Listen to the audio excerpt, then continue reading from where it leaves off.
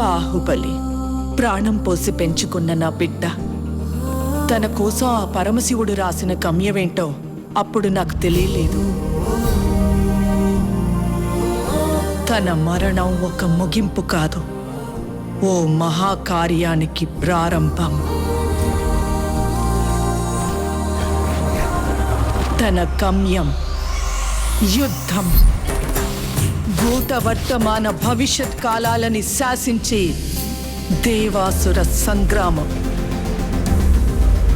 తప్పుకో విశాసుర, బాహుబలికి శిక్ష తప్పదు. సోదరా ఇంద్ర, నీకు బాహుబలి కావాలంటే నన్ను గెలిచి తీసుకో.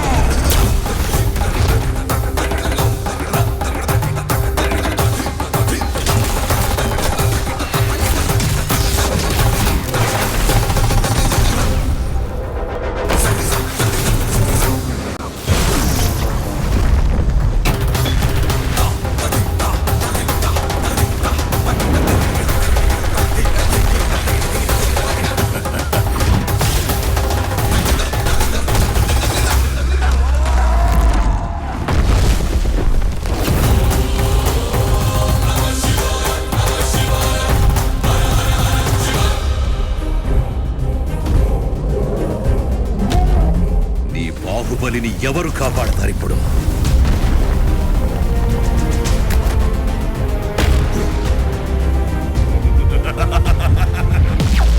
జై మహాకాల!